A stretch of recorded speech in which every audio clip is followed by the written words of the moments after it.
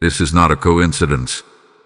This is not a random video that appeared while you were scrolling. This moment has been intercepted by heaven, and time itself has slowed so you can hear what must be heard. A divine tear has fallen, not onto the ground, but into the unseen realm, and its weight has reached you. Right now, in this very second. There are moments when heaven watches quietly, and there are moments when heaven responds. This is one of those moments. Something shifted when you opened this message, because Jesus is trying to reach you, not later, not someday, not when it feels convenient, but now. And the reason is simple and overwhelming. This message holds everything. It holds what you have been asking for in silence. It holds what you stopped praying about because you were tired of waiting. It holds what you thought heaven had forgotten. And the urgency you feel in your chest is not fear. It is recognition. Your spirit knows this is not ordinary. There are warnings that come wrapped in thunder, and there are warnings that arrive soaked in tears. This one is the second. A divine tear does not fall because heaven is angry. It falls because heaven is grieving the distance that has grown between you and the voice that once guided you so clearly. Jesus does not need to shout to be powerful. Sometimes, the softest call carries the greatest weight. And right now, that call is reaching for you through this message because silence has been closing in. You may not have noticed it all at once. It happens slowly. Prayer becomes shorter. Discernment becomes quieter. Conviction becomes easier to ignore. Not because God left, but because the heart grew tired of listening. And still, even now, Jesus is reaching. The next 30 seconds matter more than you realize. Not because time itself is magical, but because obedience has a window. There are moments when grace knocks gently, and moments when it knocks urgently. This is an urgent knock, not to scare you, but to awaken you. Heaven is not threatening you with abandonment. Heaven is warning you about distance. Because when a call is ignored long enough, the voice does not disappear. It becomes harder to hear. And Jesus, in mercy, is reaching one more time before that distance becomes silence. You may feel unworthy of this message. You may feel like you should have listened earlier. You may feel like too much time has passed, or too many mistakes have been made. But divine tears do not fall for the worthy. They fall for the loved. They fall for the ones still being pursued. And if this message found you, it is because pursuit is still happening. Heaven is still leaning toward you. Jesus is still calling your name, not in disappointment, but in longing. He has seen the weight you've been carrying. He has seen the confusion you didn't know how to explain. He has seen the moments you almost gave up, the prayers you whispered and then doubted, the faith you tried to protect even while feeling empty. This is why this moment matters. This is why skipping this is not just skipping a video. It is turning away from an invitation that may not come again in the same way. Not because Jesus stops loving, but because hearts harden when ignored too often. Awareness dulls, sensitivity fades, and heaven, in wisdom, does not force what is continually refused. That is why this message carries urgency, not panic, not pressure, urgency. Because the door is open now. Because grace is speaking now. Because the tear has already fallen. You were not meant to hear this later. You were meant to hear it when your defenses were down, when your soul was tired of noise, when something inside you was already searching. That search led you here. And now, you stand at a threshold. What you do with this moment will echo far beyond today. Heaven is watching, not with judgment but with attention. Angels lean into moments like this. Moments when a heart can turn. Moments when a path can shift. Moments when everything can change, quietly, instantly, from the inside out. Listen carefully to what your spirit is feeling right now. A heaviness mixed with hope. An ache mixed with peace. That is not imagination. That is alignment beginning. This message is not here to condemn you. It is here to rescue you from drifting any further. Jesus is not asking for perfection.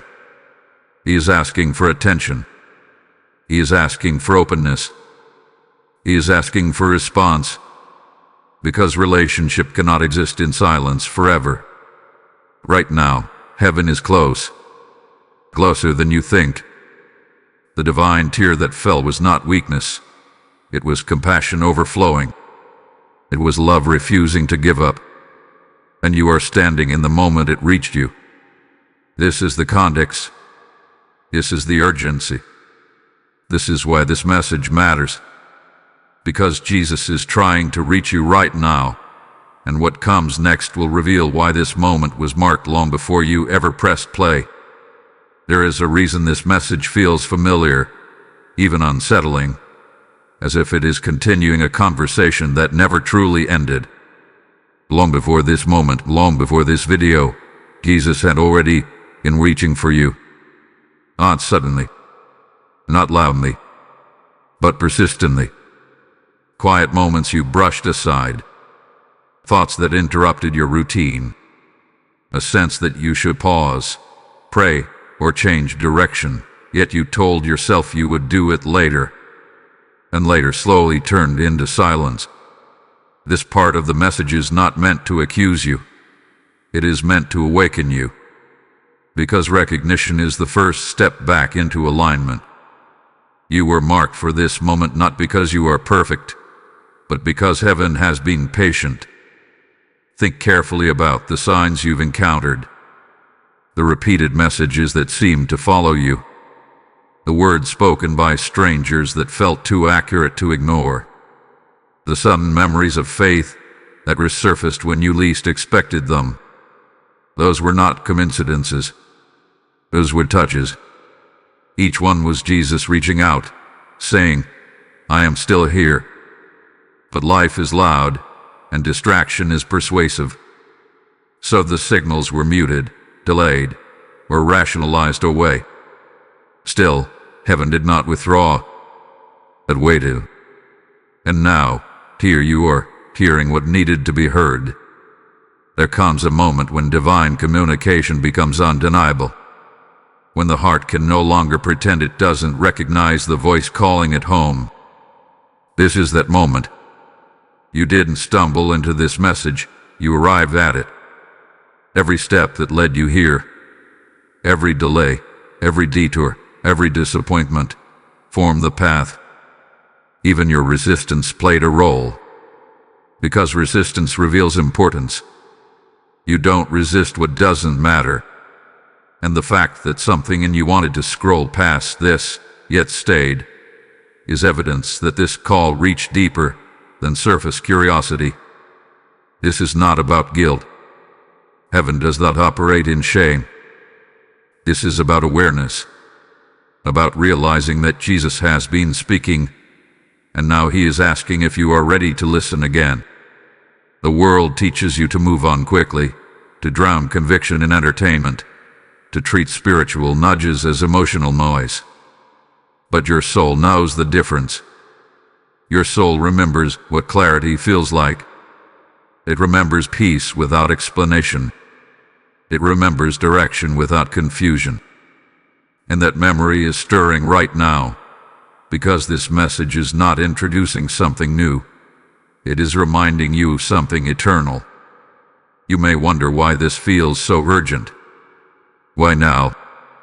Why not earlier? The answer is simple. Hearts have seasons, and this is a season where your heart can still respond, where softness still exists, where sensitivity is not fully faded. Heaven speaks according to readiness, not convenience. And right now, readiness has opened a narrow window. That window is not meant to scare you. It is meant to focus you. to remind you that some moments carry weight, and this is one of them.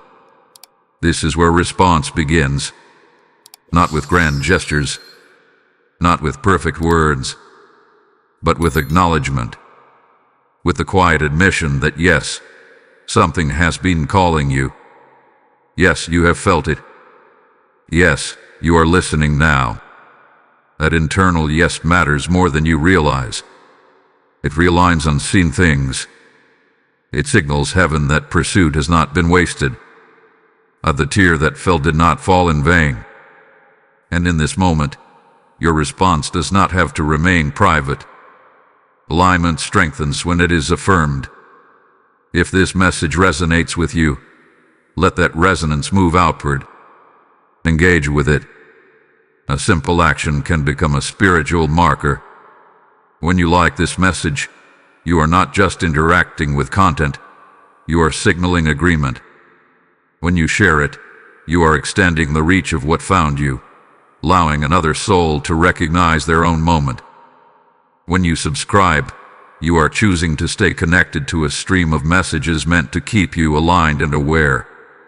These actions are not about numbers or algorithms. They are about participation, about saying, I choose to listen. Your voice matters here too. Leave a comment, not because words are required, but because expression anchors intention. Write what you feel. Write what you recognize. Write even if it's just one word. Heaven hears sincerity louder than eloquence. And as you do this, something subtle but powerful happens. Isolation breaks. A call becomes shared, and shared calls echo further than solitary ones. Understand this clearly. This message is not chasing you. It is meeting you. Meeting you at a point where denial is harder, but hope is still possible. Jesus is not demanding instant transformation. He is inviting renewed connection. He is saying, let me speak again. Because when communication is restored, direction follows naturally. Peace follows quietly. Strength returns steadily. Do not underestimate what is unfolding right now. Awareness is activation.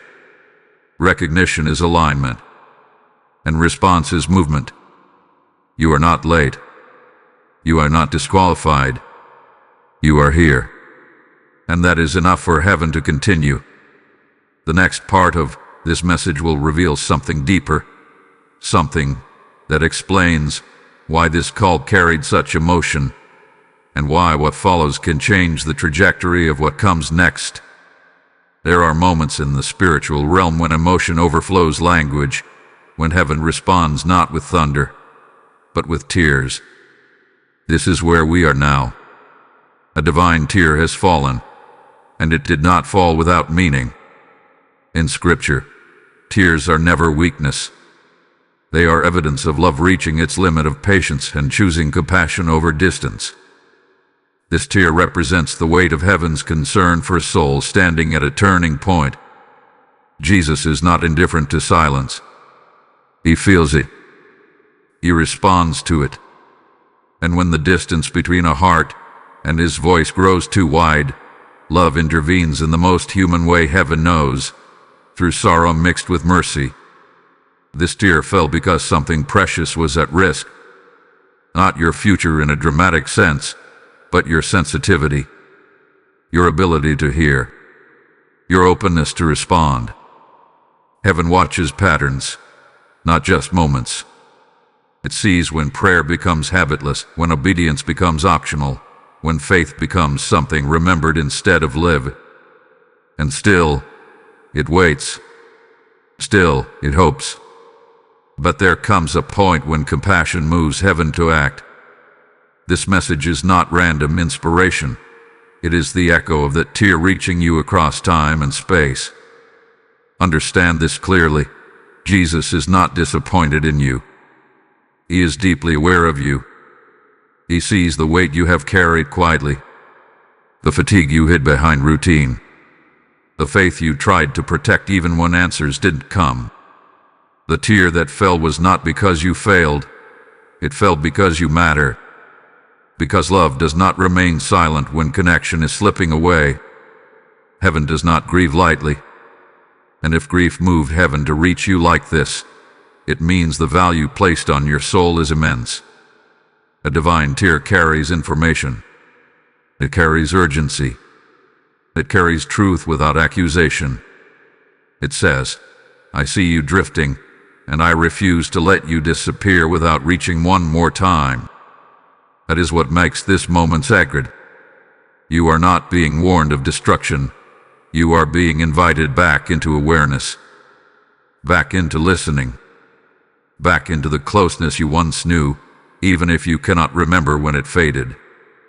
This is why your emotions may feel stirred right now, why something feels heavy yet hopeful, why memories of prayer, belief, or spiritual clarity are surfacing unexpectedly.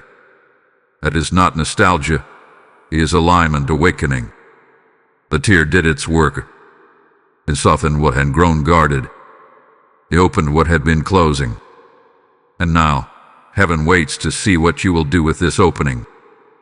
Do not rush past this feeling. Do not minimize it. Moments like this do not repeat often because they do not need to. One true awakening is enough to change direction. And this is that kind of moment.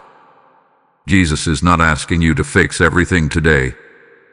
He is asking you to notice, to acknowledge, to let him speak without interruption again. There is something else you must understand.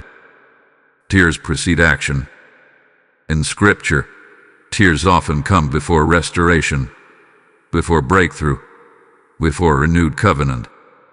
This tear is not the end of communication. It is the beginning of it returning. But beginnings require response. Even a quiet one. Even a whispered one. Heaven responds to willingness faster than it responds to strength. If your heart feels exposed right now, that is because truth has entered gently. Stay with it. Do not retreat. What comes next carries clarity that will make sense of why this tear fell when it did. Hold on. What comes next changes everything. Before we move forward, receive this blessing with intention. Type I am listening in the comments if this resonates with you. Blessing code 614 is now activated. As I speak these words, I feel led to invite you into something sacred. This message did not come just for you. It came to reach countless souls standing where you once stood, and God is asking who will help carry the light further. Scripture says that when seed is sown into good ground, heaven releases a harvest in due time, and I declare this as God speaking directly to you now. I am inviting you to take part in this work with me. When you activate Super Thanks, join membership, or give through PayPal, you are not donating. You are responding to a prophetic moment, helping this river of truth flow where darkness still lingers. Your obedience becomes oil that keeps the lamp burning for others who are waiting to hear. I speak blessing over every giver. May open heavens follow your obedience and peace guard your steps. The PayPal link is in the description, and the QR code will appear on screen. Act now and so while the door is open. What you are hearing now is not a threat dressed as spirituality. It is not fear disguised as faith. This is a warning, yes, but it is a warning wrapped entirely in love. There is a difference, and it matters deeply. Worldly fear shouts to control, to paralyze, to shame. Divine warning whispers to protect, to awaken, to preserve what is still alive. Jesus does not warn to condemn, he warns to keep connection from breaking completely. And this message exists because love noticed a drift before it became a departure. Many misunderstand divine warnings because they associate them with punishment. But punishment is reactive. Love is preventative. A warning from heaven comes not after loss, but before it. It arrives while something can still be saved, restored, redirected. That is why the tone of this message is heavy yet gentle, urgent yet compassionate. It is the tone of someone who sees danger ahead and refuses to stay silent simply to avoid discomfort. Silence would be easier. Love chose to speak. There is a reason distance feels dangerous in matters of the soul. Not because God withdraws affection, but because humans slowly lose awareness. The more a voice is ignored, the less familiar it sounds. Over time, discernment dulls, and vision widens. What once felt clear becomes confusing, and eventually, silence feels normal. That is the real danger. Not judgment, not wrath, but normalization of distance.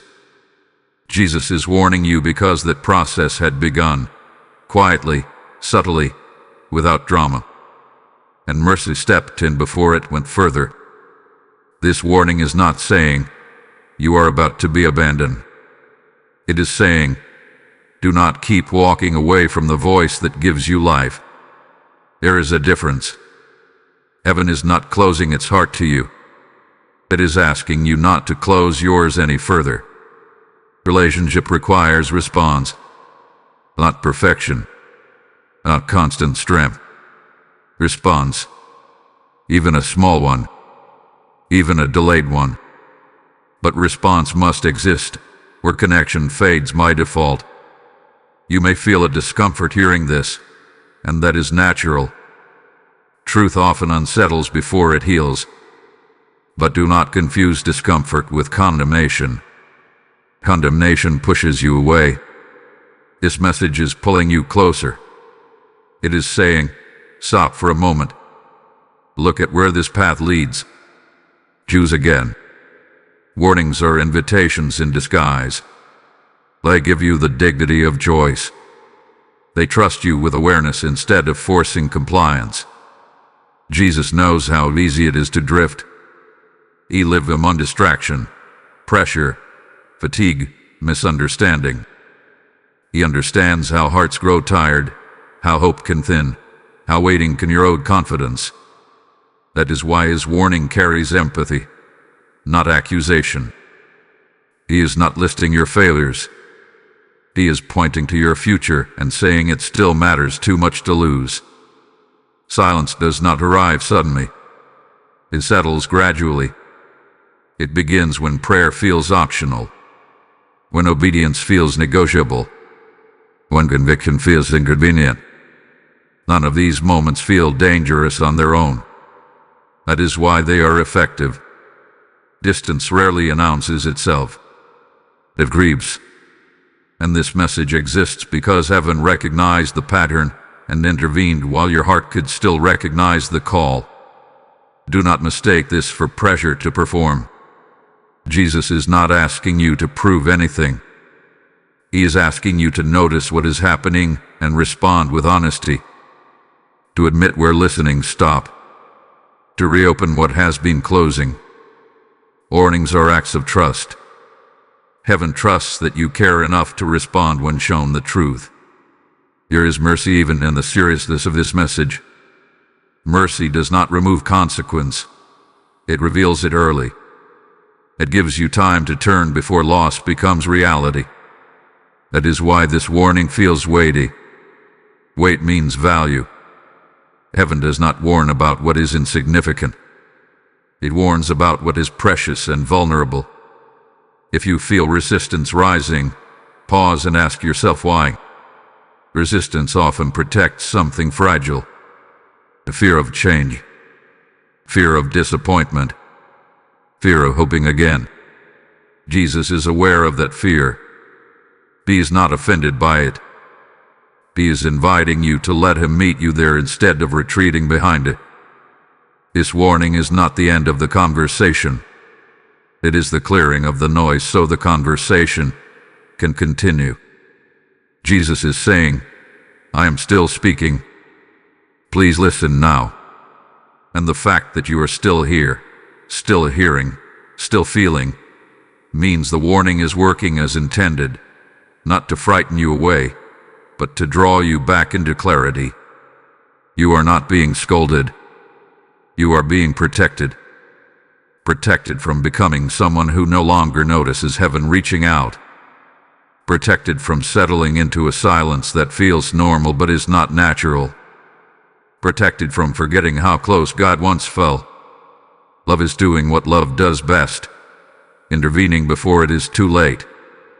What comes next will explain why timing matters so much, and why this warning did not come earlier or later, but exactly now. Here is a question that quietly rises at this point, even if you have not spoken it out loud. Why me? Why did this message reach you out of all people, at this exact moment, in this exact state of mind? The answer is not chance, and it is not favoritism. It is selection by awareness. Heaven does not choose randomly. It responds precisely. You were chosen to hear this because something in you was still able to recognize it. Not perfectly, not confidently, but genuinely. And that genuine capacity to recognize truth is rare. Out of thousands of voices competing for attention every day, this one reached you.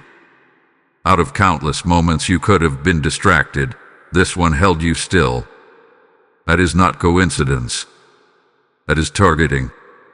Not the kind that invades or manipulates, but the kind that identifies readiness beneath weariness. Heaven saw something in you that had not disappeared, even if it had grown quiet. And because it was still there, this message was released in your direction. Being chosen does not mean being better. It means being reachable. Many hearts are hardened not because they are evil, but because they are exhausted. Disappointment had taught them to expect nothing. Delay has taught them to stop listening. But your heart, even under pressure, even under confusion, still held a listening posture. That posture may have been buried, neglected, or doubted, but it was not gone. And heaven responds to what remains, not to what is missing. There is also an unseen dimension to this moment. Attention is contested territory. What you focus on shapes what you become receptive to. Distraction is not neutral. It is strategic. That is why moments of clarity are often interrupted. That is why spiritual sensitivity is constantly challenged by noise. And yet, despite all of that, you arrived here. That means something overcame resistance. That means pursuit was stronger than interference. You were chosen because heaven saw a future still connected to purpose. Not a flawless path, but a living one. Jesus does not call those who have it all together. He calls those who are still willing to listen. And listening is an act of courage when life has given you reasons to guard yourself. This message did not come to flatter you. It came to confirm that you are still within reach of direction. There is a misconception that divine selection always feels empowering. Often, it feels unsettling. Being chosen can feel heavy before it feels hopeful. Because it carries responsibility. Awareness brings choice. And choice brings consequence. That is why this moment may feel weighty. You are being trusted with clarity. You are being given the dignity of response. Heaven is not forcing your hand. It is placing truth in it. Think about how many times you almost missed this moment. How many times you nearly closed it. How many reasons you had not to listen. Those near misses are part of the story. They reveal how narrow the window was. And yet, here you are. That tells you something important. This message was meant to reach you despite resistance, not because conditions were perfect. Selection also means timing. If this message had come earlier, you might not have understood it. If it had come later, you might not have noticed it. Heaven speaks when hearing is possible. That is why now matters. That is why this feels personal. Because it is. Not in an exclusive sense, but in an intentional one. This message met you at the intersection of readiness and need. Being chosen does not mean the journey ahead will be easy. It means it will be guided. It means you will not walk blindly if you choose to listen. Jesus chooses not to overwhelm you with everything at once. He reveals step by step, according to willingness. And this step, this moment of recognition, is foundational. Without it, nothing else makes sense. There is also humility in being chosen. It reminds you that you did not arrive here by your own clarity alone. Grace carried you. Patience waited for you. Mercy reached toward you again. That realization is not meant to shrink you. It is meant to steady you, to ground you in gratitude instead of pressure. You are not expected to earn what is being offered. You are expected to receive it with honesty. You were chosen to hear this because heaven saw a heart that could still turn. Not dramatically, not instantly, but sincerely. And sincerity is enough for the next door to open. Jesus does not demand certainty. He responds to openness. He does not require strength. He meets willingness. That is why you are here. This part of the message exists to settle something inside you, to remove the question of randomness, to quiet the doubt that says this is just another video. It is not. It is an interruption with intention, an understanding that prepares you for what comes next, because the path forward only becomes clear once you know that this moment was not accidental. There is a door in the spiritual realm that does not announce itself with sound, yet its presence can be felt when you stand near it. The door is open right now, not indefinitely, not automatically, but intentionally. Mercy works this way. It opens access without force and waits for response. This is what makes this moment both gentle and serious. The door before you is not a threat or a trap. It is an opportunity still available. And availability is not the same as permanence. Many people misunderstand mercy as something endless, something that requires no decision. But mercy is relational. It invites participation. It creates space for return, but it does not remove choice. Doors open because love believes restoration is possible. Doors close when delay becomes refusal. Not because God withdraws kindness, but because human hearts settle into direction. Your action matters more than intention, and direction is shaped by response. This door is open because grace is still speaking clearly to you. That clarity itself is a gift. Not everyone hears it the same way. Some hear echoes, some hear fragments, some hear nothing at all. Clarity means access. It means communication is still active. It means connection has not been severed. That alone should tell you how significant this moment is. Silence has not won. Distance has not finalized itself. The door remains open. But doors imply movement. An open door does nothing on its own. It waits. It invites. It respects. That is why this moment carries responsibility without pressure. You are not being rushed through. You are being shown what is available so you can decide how to respond. Grace never drags. It draws. And what draws you now is not fear of loss, but awareness of what can still be gained. Scripture shows a pattern that repeats across generations. Moments when doors open, moments when they close, and moments when people look back wishing they had recognized the difference. Not every opportunity announces itself as final. Often, it feels ordinary while it is happening. Only later does its weight become obvious. This message exists to prevent that regret, to make the invisible visible while choice still exists. This door is open because mercy sees potential ahead of you, not just mistakes behind you.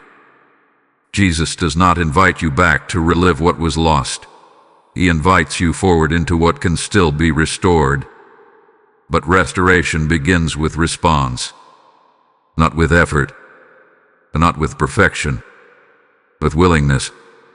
To the heart that says, I am here, I am listening, I will not ignore this. You may feel unprepared to walk through this door. That is normal. Readiness is rarely felt. It is often revealed only after movement begins. Doors are not given because you are ready. They are given because growth requires passage. Jesus does not wait for confidence before inviting you forward. He offers direction so confidence can form along the way. Understand this carefully. Choosing not to respond is also a response. Neutrality is a myth in moments like this. Leje's direction as action does. That is why this door cannot remain open forever. Not because God grows impatient, but because hearts grow accustomed to avoidance. What you repeatedly step around eventually becomes invisible. And mercy does not force visibility on those who refuse to look. This is not meant to frighten you. It is meant to clarify. The door is open now. That is good news. It means access exists. It means communication is alive. It means heaven has not withdrawn pursuit. But it also means this is a moment meant to be recognized, treated with respect, held with awareness, not rushed past as just another emotional experience. The open door represents alignment returning, peace becoming possible again, direction replacing confusion, sensitivity restoring itself slowly, steadily. It represents the resumption of dialogue between you and Jesus, not as a distant figure, but as a present guide. But dialogue requires participation. One-sided communication eventually fades. Relationship survives through response. You are not expected to know everything that lies beyond this door. That knowledge comes later. What matters now is recognizing that the door exists and that it is open. That recognition alone is powerful. It reorients the heart. It interrupts autopilot. It creates space for intentional joy. Heaven honors that kind of awareness deeply. If you feel hesitation, do not judge yourself for it. Hesitation often means something meaningful is at stake. But do not let hesitation become habit. Habits close doors more effectively than rejection ever could. Jesus is offering you a window of clarity, not demanding instant transformation. Step by step, in that moment, response by response. This part of the message is meant to settle you, not rush you. To let you know that mercy is present, access is available, and choice is yours. What comes next will help you understand what happens when this access is ignored, and why this message arrived before that could happen. Here is a silence that does not arrive all at once. It does not announce itself. It does not feel threatening in the beginning. It settles slowly, quietly, almost politely.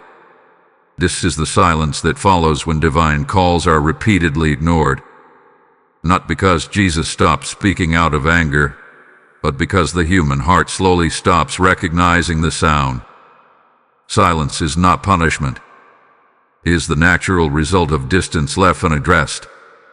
Many people assume that if heaven were truly withdrawing, it would be dramatic. They imagine loss, chaos, or immediate consequence. But spiritual silence is far more subtle than that. Life continues. Days move forward. Responsibilities remain. Upwardly, nothing appears broken. Inwardly, something essential begins to dim. His sermon becomes uncertain. Prayer feels hollow. Conviction becomes easy to override. Not because God is absent, but because attention has shifted elsewhere for too long. This silence is dangerous precisely because it feels normal. It does not cause panic. It causes comfort without clarity. and comfort without clarity slowly reshapes direction. When the voice that once corrected, guided, and reassured becomes faint, decisions are made without reference, not intentionally rebellious, just disconnected. That is how drift becomes direction. Jesus understands this process. He has watched it unfold countless times. That is why warnings come before silence becomes complete. Heaven intervenes while recognition is still possible. Because once silence settles fully, even truth feels intrusive. Even clarity feels foreign. And when that happens, hearts often mistake numbness for peace. That is the greatest dissection of all. This message exists because that silence was approaching, but had not yet arrived. You were nearing a point where hearing would require far more effort than responding does now. And love stepped in. Not with anger, not with judgment, with urgency. Silence does not mean God no longer cares. It means the channel has narrowed. And channels narrow through neglect, not rejection. Think back to times when conviction used to come quickly. When you sensed correction without resentment. When guidance felt natural. Those moments did not disappear suddenly. They faded gradually. Each ignored nudge weakened sensitivity slightly. Each delayed response made the next one easier to postpone. Over time, the heart learned to live without listening. That learning is what leads to silence. It is important to understand this so you do not misinterpret heaven's behavior. Jesus does not withdraw communication to punish. He withdraws pursuit when pursuit is continually resisted. Not because love ends, but because forcing relationship violates its nature. Love must be chosen to remain alive. Silence is what happens when Joyce consistently leans away. This silence is not permanent by default, but it becomes harder to break the longer it is allowed to settle. That is why timing matters. That is why this message carries weight. Because awareness still exists. Because recognition still stirs. Because you can still feel the difference between quiet and peace. The distinction matters more than you know. If you have ever wondered why some people seem spiritually numb, uninterested, or unmoved, this is often why. Not because they were rejected, but because they slowly stopped responding. And eventually, they stopped noticing the absence. Heaven does not override free will. It honors it, even when it leads to quiet separation. This is not shared to frighten you. It is shared to protect you from misunderstanding what silence truly is. Silence is not rest. Silence is not neutrality. Silence is absence of dialogue. And dialogue is the lifeline of relationship. Without it, faith becomes memory instead of experience. Belief becomes theory instead of connection. You are hearing this now because silence had not yet claimed you fully. There is still awareness, still response, still concern, still emotion. Those are signs of life, signs that communication can be restored, signs that distance has not become final. But they are also signs that this moment matters deeply. Ignoring divine calls does not make them irrelevant. It makes hearts less responsive. That is the cost. And Jesus, in mercy, is revealing that cost before it becomes irreversible. Not to threaten you with loss, but to invite you back into dialogue while you still recognize the voice calling you. Silence does not mean God stopped speaking. It means people stopped listening. And listening can begin again the moment attention returns. That is the hope embedded in this warning. That is why this message exists before silence completes its work. What comes next will bring you to the moment of decision, the place where silence either deepens or breaks. And knowing what silence truly is prepares you to recognize why the next step matters more than you may realize. This is the turning point. Every message until now has been preparing you for this moment, because awareness without decision changes nothing. This is where paths divide quietly, not with noise, not with spectacle, but with a choice made in the unseen place of the heart. What you do now determines whether silence continues to grow or whether connection begins to return. This is not pressure, it is clarity. Heaven is not rushing you, but it is revealing that this moment carries weight. A turning point is rarely dramatic. It often feels simple, almost too small to matter. A thought aloud instead of dismissed. A posture softened instead of guarded. A willingness whispered instead of withheld. Yet these small shifts realign entire directions. Jesus works this way intentionally. He does not overwhelm the heart. He invites it. He does not force transformation. He honors response. And right now, response is possible. You may feel conflicted. Part of you wants to move forward, and part of you fears disappointment. But tension is normal. It means something real is happening. Indifference does not wrestle. Apathy does not hesitate.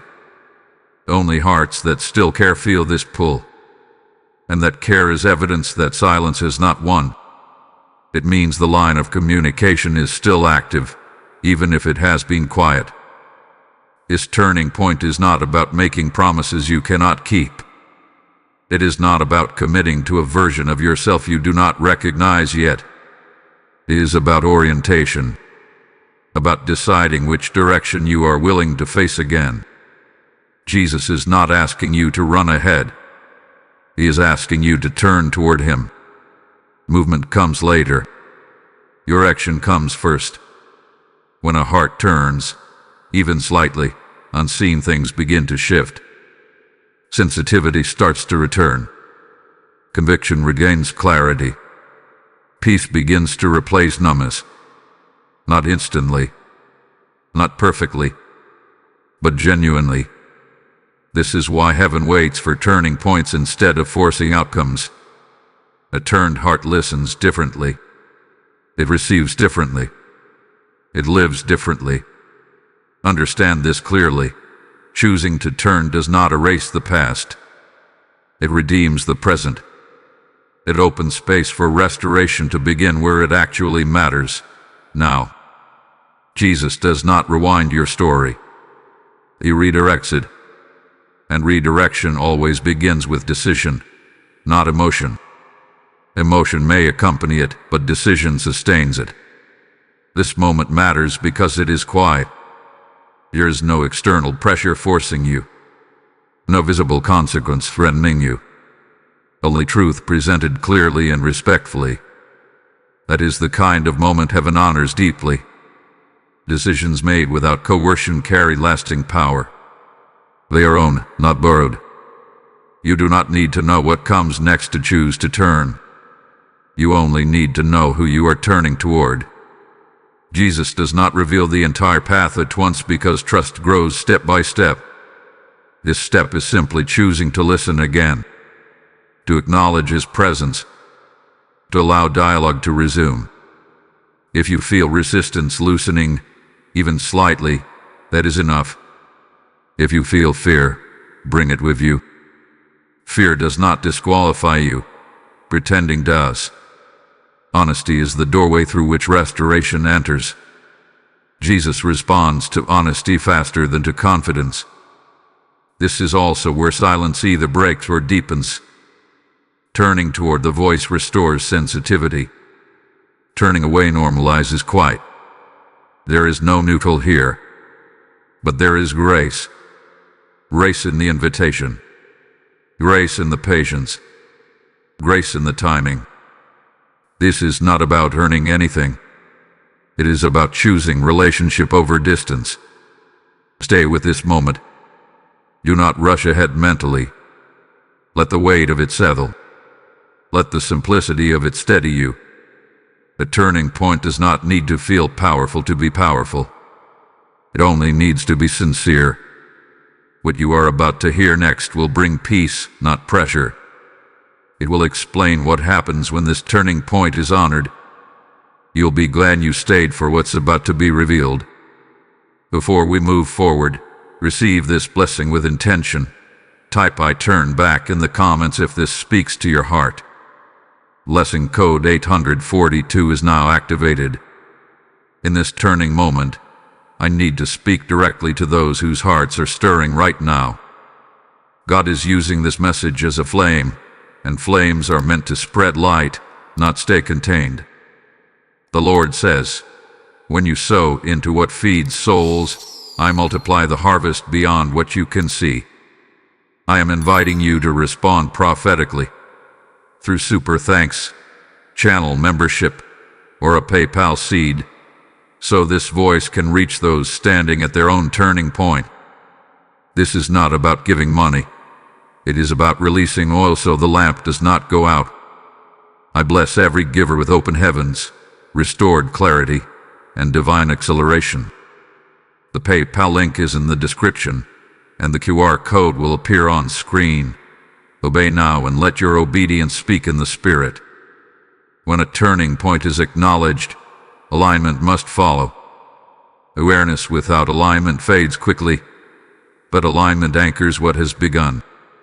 This is where response moves from internal recognition to outward action. Not dramatic action, not performative action, but intentional alignment. The kind that quietly reorders priorities, attention, and direction. This part of the journey is where listening becomes living. Alignment begins with how you choose to respond after hearing the call. Not later, not someday, but now, while clarity is present. Jesus does not ask you to overhaul your entire life in one moment. He asks you to align your next step, to let what you have heard shape what you do next. That might mean returning to prayer with honesty instead of routine. It might mean pausing before decisions that used to be automatic. It might mean creating space where noise once dominated. Alignment always begins small, but it never stays small. What you align with determines what influences you. Attention is a form of agreement. Whatever you repeatedly give your attention to begins to shape your inner world. That is why this moment matters beyond emotion. Alignment is not about feeling inspired. It is about choosing what voice you will continue to listen to. Jesus is inviting you to realign your attention with truth instead of distraction, with relationship instead of habit. There is also power in visible response. Not because faith needs proof, but because obedience strengthens when it is affirmed. When you engage with this message, when you like it, comment, share it, you are not just interacting with content. You are reinforcing your decision to listen. You are marking this moment as significant. That matters. Actions reinforce intentions in ways thoughts alone cannot. If this message has spoken to you, do not keep it isolated. Share it with someone who may be standing where you were. Alignment multiplies when it moves outward. When you subscribe to this channel, you are choosing to stay connected to messages meant to sharpen awareness and guard sensitivity. You are choosing continuity over interruption. These choices are not about platforms. They are about posture. Your words matter too. When you comment, you give voice to recognition. Even simple words carry weight when they are honest. Expression grounds decision. It turns a private moment into a declared one. Heaven honors declared alignment because it reflects ownership. You are not hiding what moved you. You are acknowledging it. Alignment also requires humility. There may be areas where you realize you have been resisting guidance. Do not defend those areas, offer them. Resistance loses power when it is named. Jesus does not shame resistance, he meets it. Alignment does not mean you suddenly agree with everything. It means you are willing to listen even when agreement takes time. This is where many people hesitate. They fear that alignment means restriction, that listening again will cost them freedom. But the opposite is true. Misalignment confines.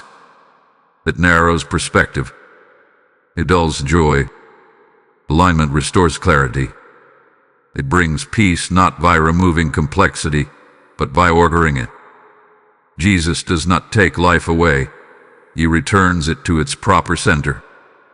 Be patient with yourself here. Alignment is not instant perfection. It is consistent direction. There will be moments of uncertainty, moments of questioning, moments of growth. That is normal. What matters is that your direction has shifted back toward listening. That alone changes how everything else unfolds. You may wonder how to know if alignment is truly happening. Look for subtle changes. A renewed sensitivity to conviction. A quiet desire to pause instead of rushing. A discomfort with things that once felt harmless. These are signs of recalibration. They are not meant to overwhelm you. They are meant to guide you. Do not underestimate the power of choosing alignment publicly. When you engage with this message, you reinforce the turning you already made. You tell your own heart that this moment matters enough to act on. That is how decisions become direction instead of memory. Stay present with this process. Do not rush ahead mentally to outcomes or expectations. Alignment unfolds over time. What matters is that it has begun. And once it begins, silence loses its hold. What comes next will show you what happens after alignment takes root, how communication restores itself, how peace returns, how direction becomes clearer than it has been in a long time. Hold on, because what you are about to hear will bring reassurance to what has already begun. When alignment begins, something shifts quietly but decisively. It does not always announce itself with emotion or immediate clarity, yet its effects are unmistakable over time. This is what happens after you open this message, not instantly, not dramatically, but truthfully. Communication begins to restore itself, not as noise but as presence, not as pressure but as reassurance. The space that once felt empty begins to feel inhabited again. The first change is subtle. Confusion loosens its grip. You may not suddenly have answers, but you notice that questions feel less heavy. The constant mental looping starts to slow. Decisions that once felt paralyzing become simpler, not because circumstances change, but because perspective did. That is the mark of restored alignment. When Jesus is listened to again, direction does not always arrive as instruction. It arrives as peace that steadies the mind. You may notice moments of calm appearing unexpectedly. Not the kind that depends on everything going well, but the kind that exists even when things remain unresolved. This peace is not emotional relief, it is spiritual reassurance. It signals that communication is active again, that you are no longer navigating alone. Silence begins to recede, replaced by a quiet sense of guidance that does not need to shout to be trusted. Another change follows closely behind. Sensitivity returns. You become more aware of what aligns and what does not. Things that once felt neutral may now feel distracting, not because they are sinful or forbidden, but because they pull you away from attentiveness. This awareness is not meant to restrict you. It is meant to protect the connection that has been restored. Sensitivity is not weakness, it is clarity. You may also find that prayer begins to feel different. Not longer, not more eloquent, just more honest. Words come without effort. Silence within prayer feels less awkward. That is because dialogue has resumed. Prayer stops feeling like a task and starts feeling like communication again. Even when you do not know what to say, the sense of being heard returns. That alone changes everything. Direction follows naturally. not in the form of a detailed plan, but as next steps that feel appropriate instead of forced. You may feel prompted to revisit something you abandoned, or to release something you held onto out of habit. These nudges are gentle. They respect your pace. They are invitations, not commands. That is how restored communication operates. It guides without coercing.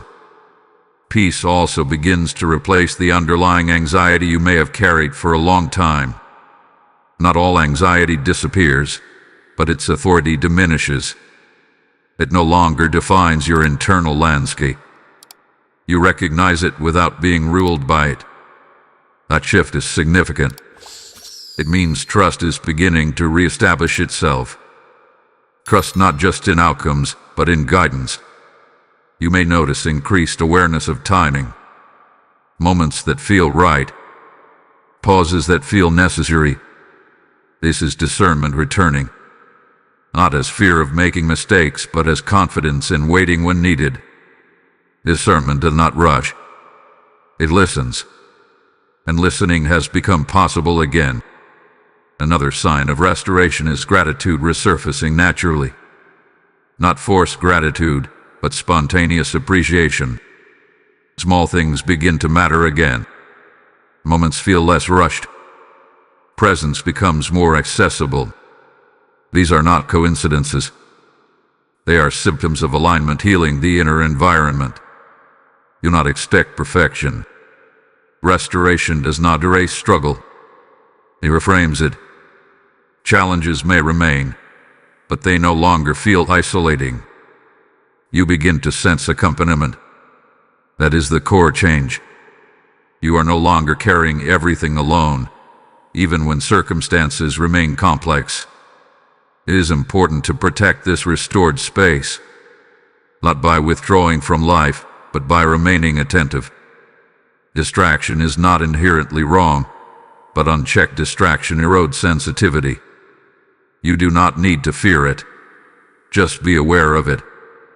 Awareness keeps communication open. You may also experience moments of reflection where past events make sense in new ways, not with regret, but with understanding. This is healing perspective. It did not will it with loss, it learned from it with lived. Jesus often restores understanding alongside connection. It allows you to move forward without carrying unnecessary weight.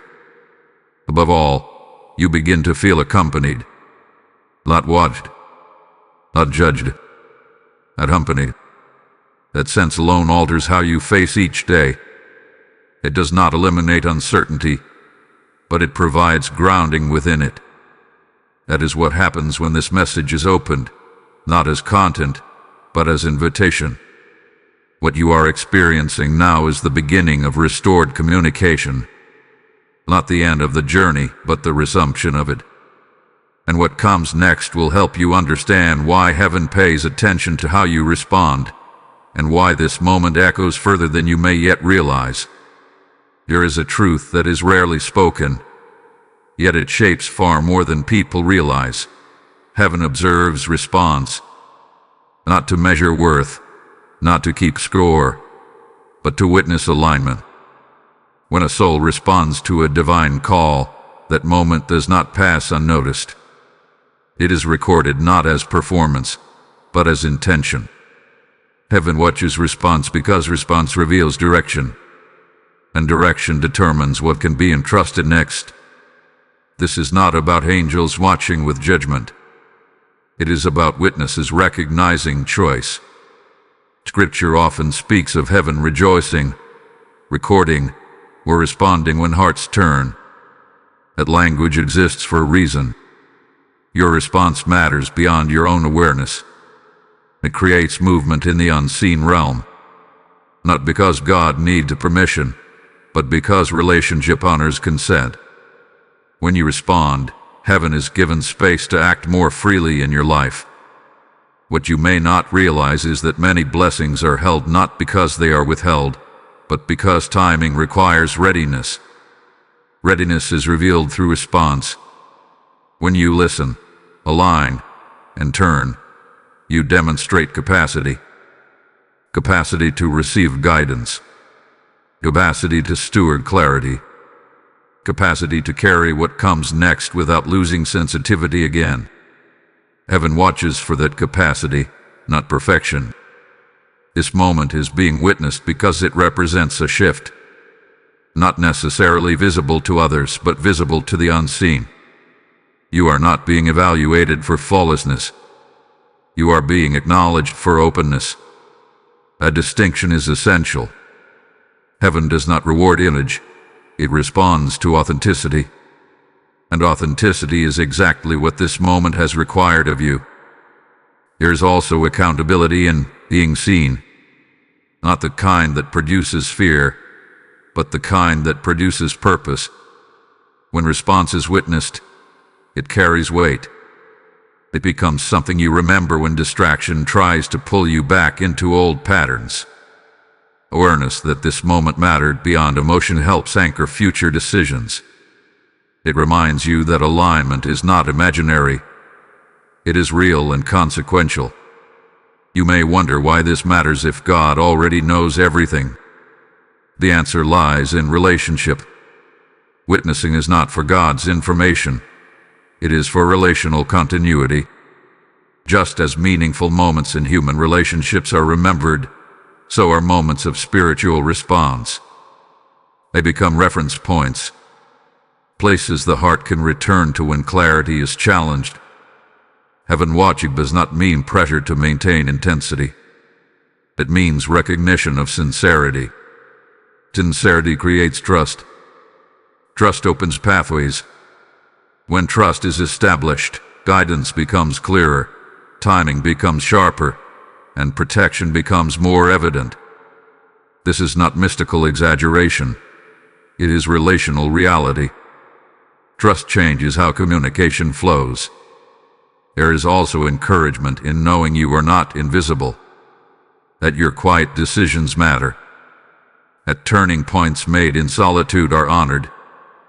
Many people assume only public acts are significant. Heaven sees differently. Private responses often carry greater weight because they are not influenced by approval or recognition.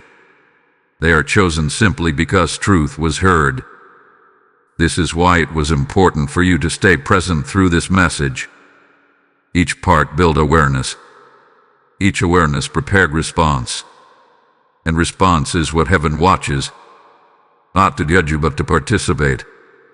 When you respond, you invite partnership. When you partner, you are no longer navigating alone. Do not let this awareness create anxiety. It is not meant to make you self-conscious. It is meant to reassure you that what you chose mattered. That this was not just an emotional experience that will fade without impact. Heaven recognizes sincerity and builds upon it. You may feel a quiet sense of resolve settling in now. Not excitement, not intensity. Resolve. That is a good sign. Resolve sustains alignment longer than emotion ever could.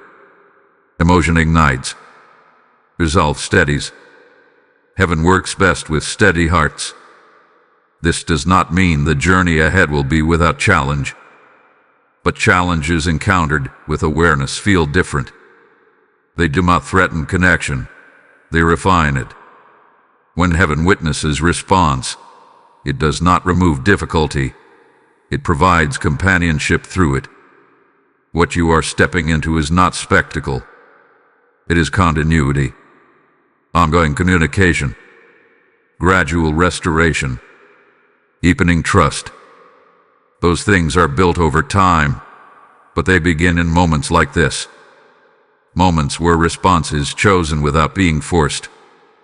Heaven is watching, not to see if you will fail, but to see how it can walk with you next.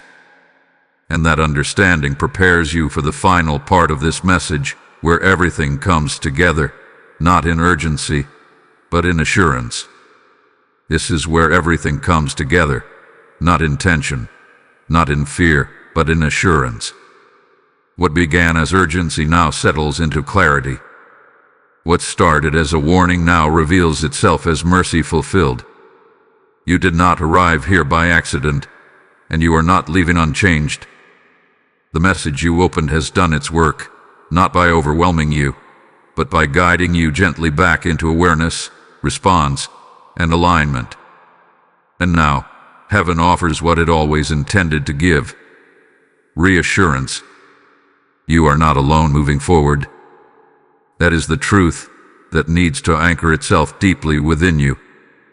Silence does not define your future. Distance does not have the final word. What defines your future is response, and you responded, even if quietly, even if imperfectly, even if with questions still unanswered.